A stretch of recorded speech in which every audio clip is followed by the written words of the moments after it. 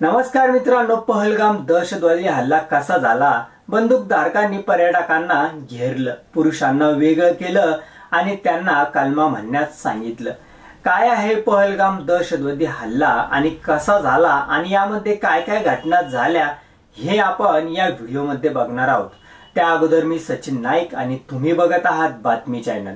चला तर सुरू करूया आपण या हल्ल्याबद्दल थोडीशी माहिती. मंगळवारी जम्मू आणि काश्मीरमध्ये दहशतवाद्यांनी पर्यटकांवर केलेल्या गोळीबारात किमान 26 जण ठार झाले आणि अनेक जण जखमी झाले.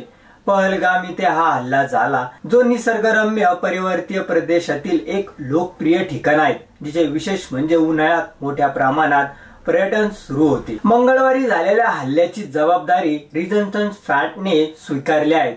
TRF हा लष्करी तैवानचा एक मोर्चा असल्याचं मानलं जातं. मंगळवारी झालेला हल्ला हा अलीकडच्या काळात जम्मू आणि काश्मीर मधील नागरिकांवर झालेला सर्वात मोठा हल्ला मानला जात आहे. मग पहलगाम दहशतवादी हल्ला कसा घडला याकडे थोडं लक्ष देऊया.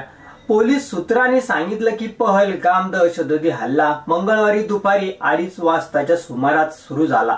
तेव्हा खोऱ्याभोवती असलेल्या घनदाट पाईन जंगलातून दहशतवादी बाहेर पडले आणि त्यांनी 40 पर्यटकांच्या गटावर गोळीबार सुरू केला. मिनी स्वित्झर्लंड म्हणून ओळखल्या जाणाऱ्या बेसरन खोऱ्यातील कुर्नात पर्यटन पॉइंट राईडचा आनंद घेत होते, तेव्हा दहशतवाद्यांनी त्यांच्यावर गोळीबार केला. एका प्रत्यक्षदर्शीने सांगितले की लष्करी पोशाखातील 2 ते 3 बंदूकधारकांनी अंधधुंद गोळ्या सुरू केल्या, ज्यामुळे घटनास्थळी सुट्टी घालणाऱ्या पर्यटकांमध्ये भीती आणि गोंधळ निर्माण झाला.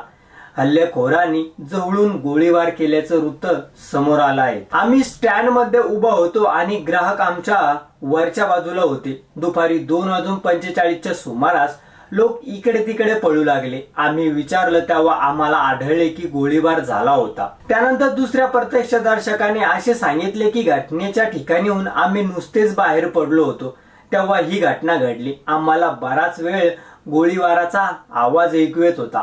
सर्वजण तिथून पळून जाण्याचा प्रयत्न करत होते. आम्हाला फक्त तिथून पळून जायचे होते म्हणून आम्ही मागे वळून पाहिलं नाही. मग यानंतर सर्वात महत्वाचा मुद्दा म्हणजे पुरुषांना कलमा म्हणण्यास सांगितलं. याकडेही आपण थोडं लक्ष देऊया. काही प्रत्यक्षदर्शकांनी असेही दावा केला की हल्लेखोरांनी पीडितांना त्यांच्या धर्माबद्दल विचारले.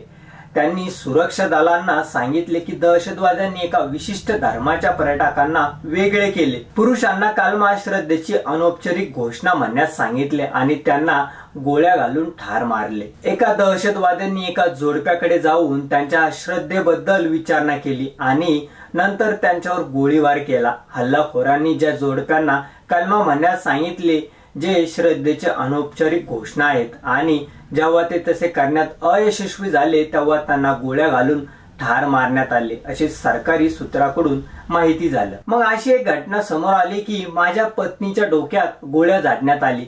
मुस्लिम नसल्यामुळे त्याला गोळ्या घालण्यात आल्या, असे एका पीडित महिलेने फोनवरून PTI ला सांगितले. दरम्यान एका प्रत्यक्षदर्शीने असेही सांगितले की दहशतवादी अचानक आले आणि त्यांनी अंधधुंद गोळीबार सुरू केला. त्यापैकी काहींनी गोळीबार सुरू केला तर काहींनी उपस्थित हिंदूंना पकडून आजान म्हणण्यास भाग पाडले. मग त्यांनी पुन्हा गोळीबार सुरू केला आणि माझ्या वडिलांना आणि काकांना गोळ्या घातल्या, असं ती म्हणाली. हल्लाखोरांनी हिंदूमुळे त्यांचा धर्म धोक्यात असल्याचा दावा केला.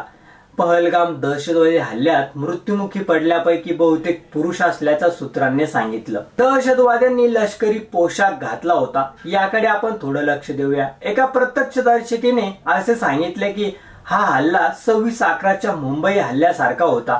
तिने सांगितले की बंदूकधारकांनी स्थानिक पोलिसांसारखे गणवेश घातले होते आणि त्यांच्याकडे लष्करी जवानांसारखे छापील मुखवटे होते. दहशतवाद्यांनी लष्करी पोशाख घातला होता, त्यामुळे पर्यटकांना सुरुवातीला काय घडलं आहे याची कल्पना नव्हती, असं सूत्रांनी सांगितलं.